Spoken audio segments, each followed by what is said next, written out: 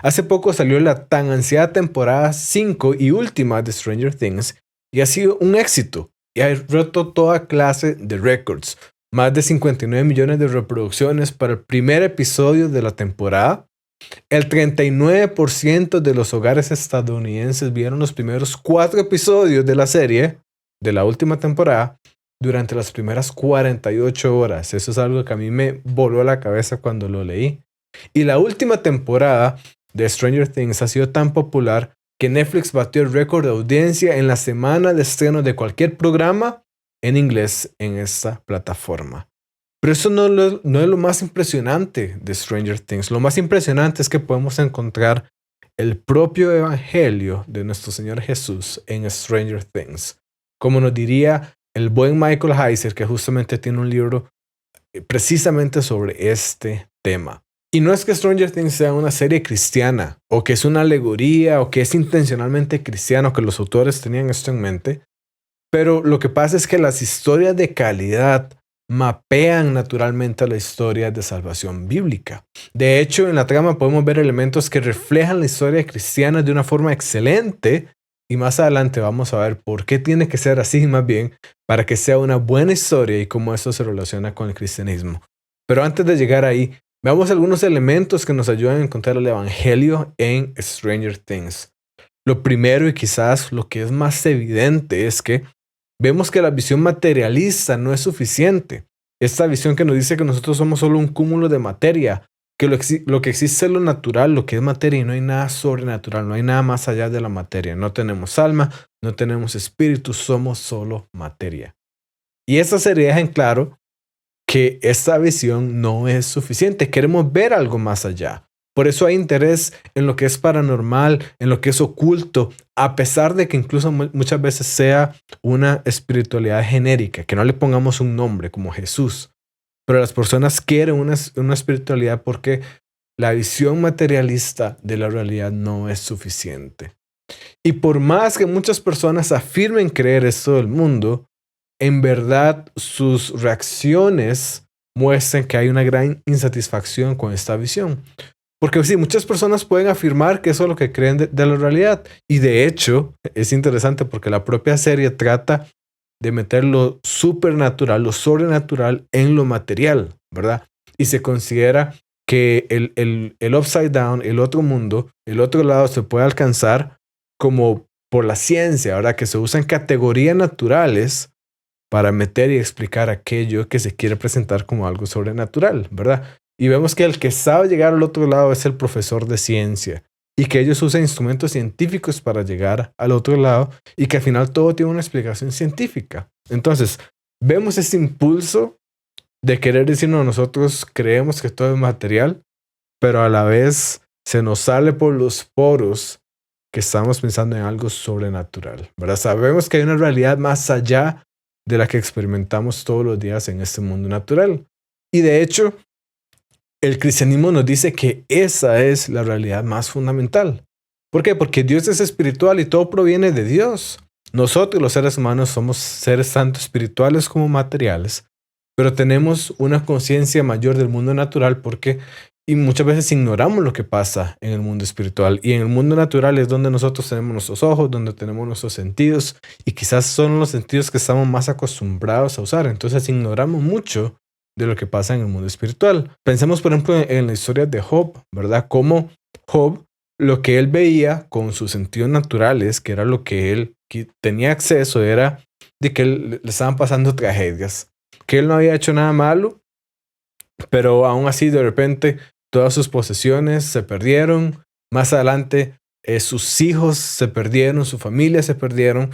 Más adelante su salud misma le fue quitada. Y Job no sabía lo que estaba pasando en el mundo espiritual. Job no sabía todo el drama que había, donde estaba un adversario presentándose ante Dios, pidiendo permiso para hacer esto, y Dios diciendo que puede tocar su familia, pero no su vida, ¿verdad? Y Dios marcándole los límites a este adversario.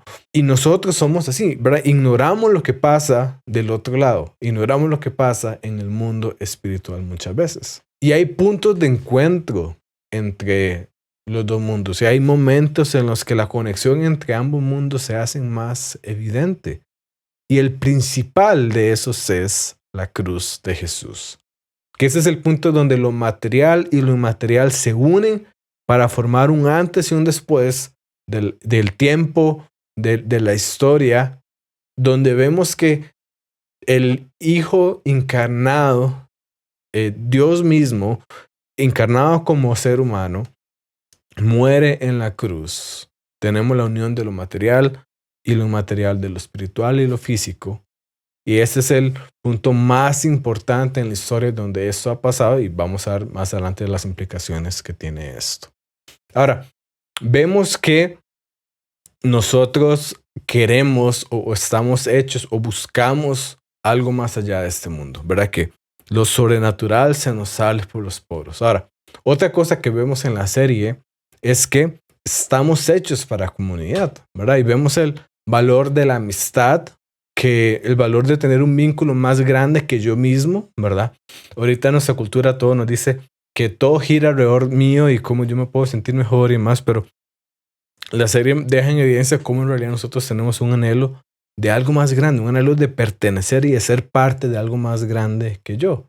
Vemos cómo las cosas cambian cuando yo sirvo al grupo en lugar de buscar de que todo el grupo me sirva a mí, ¿verdad? Y esto es una idea decididamente cristiana. Ahora empieza con Jesús lavando los pies de sus discípulos, diciendo que el que quiere ser líder sirva, ¿verdad? Que el último será el primero. Y esto está en contraste con las visiones humanistas que son tan recurrentes hoy en día, que nos dicen que no, yo soy el centro de todo, ¿verdad? Que todo tiene que estar girando alrededor mío. Vemos lo que pasa cuando hay un enemigo o un objetivo en común, ¿verdad? Y esto hace que dejemos las divisiones secundarias y formemos un equipo, ¿verdad? Así como las personas en Stranger Things, voy a tratar de no hacerles spoiler. Igual, ya vamos por la temporada 5, digamos. Si hay algún spoiler de las primeras temporadas, ya es error suyo, ya no es error mío. Pero vemos como ellos tenían divisiones personales, pero una vez que se dan cuenta de que hay un objetivo en común, de que hay un enemigo más grande que hay que vencer, esas divisiones quedan a un lado y forman un equipo, ¿verdad? Y eso pasa cuando se dan cuenta que el upside down es real, ¿verdad? O en la analogía que estamos haciendo cuando vemos que el mundo espiritual es real y que estamos en una batalla más grande que nuestras propias luchas personales con una persona. Es más, G.K. Chesterton nos enseña que debemos hacer la distinción entre la persona y el mundo espiritual que está pasando. La lucha es espiritual, nos dice Pablo, y no contra una persona en particular. Porque nuestra meta es o luchar contra esa persona, contra el enemigo en común que tenemos, o bien ganarnos a esa persona para que esa persona luche con nosotros en contra del enemigo en común que tenemos. Entonces, esto es una gran analogía, es una gran analogía al papel de la iglesia, al papel de una buena comunidad cristiana. Y es que para derrotar al mal, a final de cuentas debemos comportarnos como un cuerpo. Y esto es un lenguaje bíblico, ¿verdad? Que Pablo nos habla, Pedro nos habla de que somos un cuerpo en Cristo Jesús. Un cuerpo en el que cada uno tiene un papel particular, ¿verdad?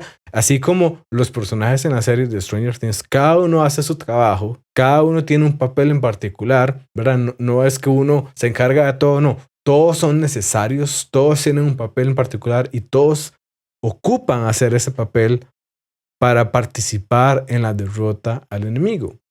Y hay una idea que pasa desapercibida en la serie, y es que nosotros en el cristianismo diríamos, nosotros hacemos nuestro papel y le dejamos el resto a Dios. Pues obviamente la serie no es cristiana, en el sentido de que no es con una convicción cristiana. Entonces lo que se presenta es nada más que ellos hacen su papel y las cosas pareciera que providencialmente se acomodan para vencer el enemigo en común. Pero nuevamente nosotros que tenemos el contexto cristiano sabemos de que lo que está pasando es que nosotros hacemos nuestro papel y le dejamos el resto a Dios, y Dios en su soberanía y providencia hace que podamos vencer efectivamente al mal, o nuevamente por medio de él. Algo muy interesante es que en la serie los que salvan al mundo son precisamente los niños de Hawkins, ¿verdad? Aquellos que interesantemente, nuevamente, un pequeñísimo spoiler, el el personaje maligno dice que más bien son los que él tiene que usar para hacer su plan, porque son los más débiles, ¿verdad? Y estos son los que salvan al mundo. Los niños, los que no son expertos, los que no son poderosos, los que simplemente participan, los que simplemente se apuntan, y resulta que eso marca la diferencia. Y esto es una forma de explicar de que la misión cristiana en la que tenemos no depende de tus cualidades extraordinarias, de tus dones extraordinarios, sino de tu disponibilidad, es decir, de que te apuntes, de que te ponga la camisa y te pongas a actuar, y de tu fidelidad a la misión, ¿verdad? No es, no estamos esperando el jugador mágico, ¿verdad? Porque ese ya es Jesús.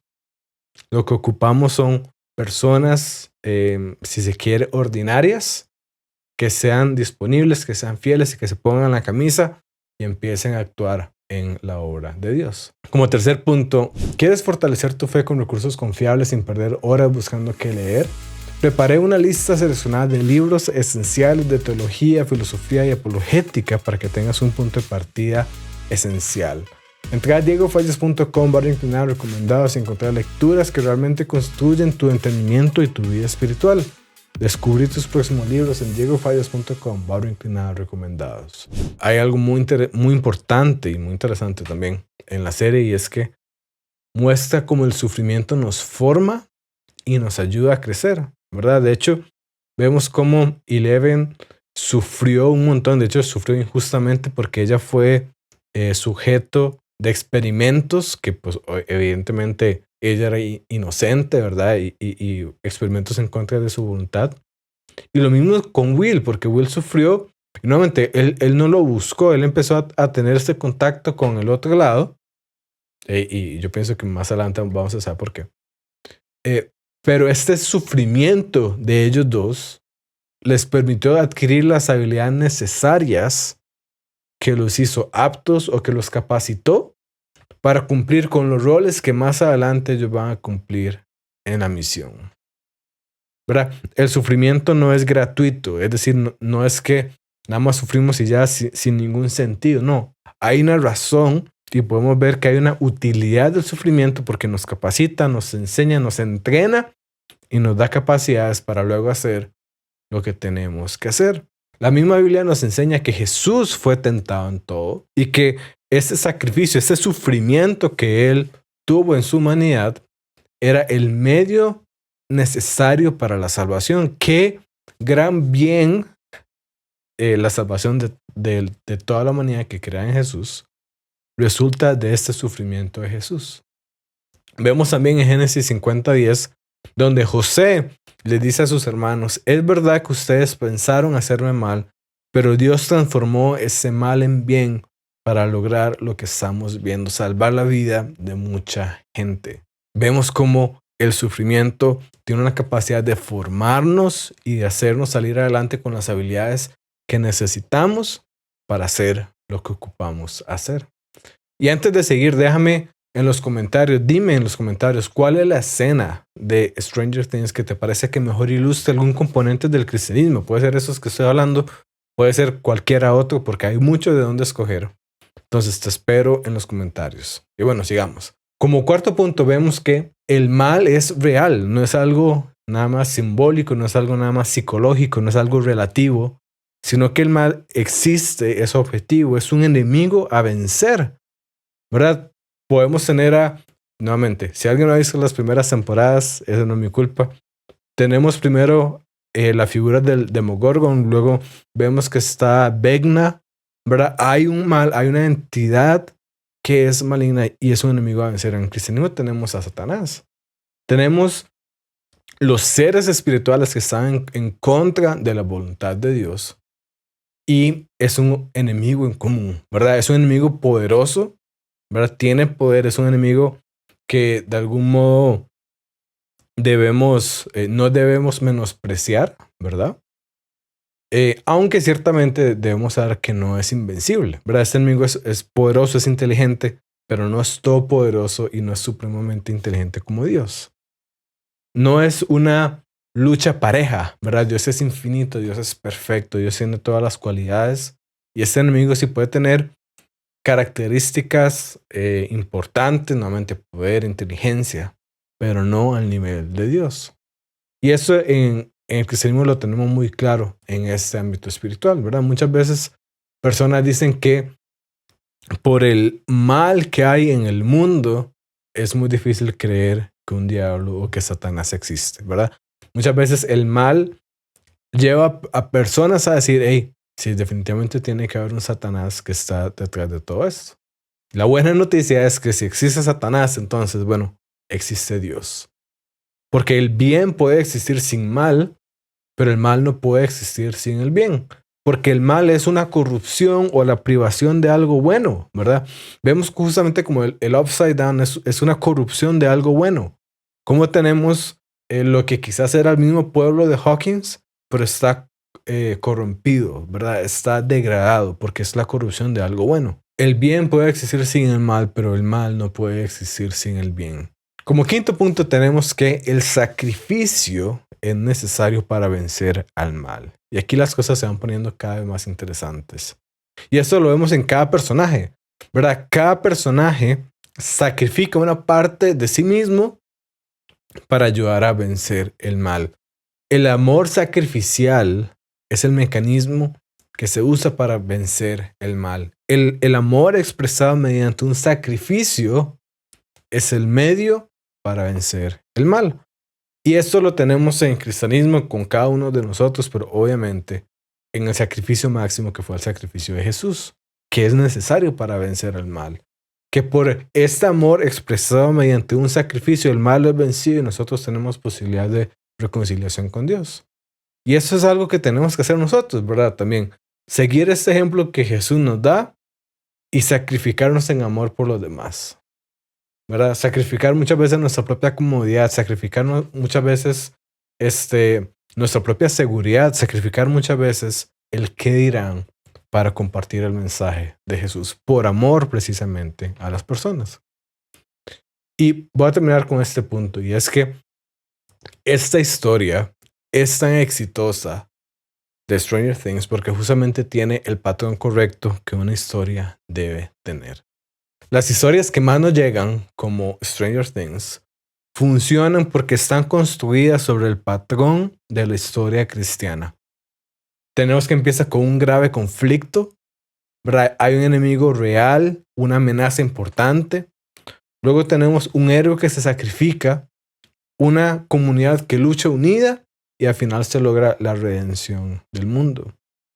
Y este mismo patrón es el que sigue en todas las buenas historias. Pensemos, por ejemplo, en El Señor de los Anillos, pensemos en las películas de superhéroe que tanto nos gustan.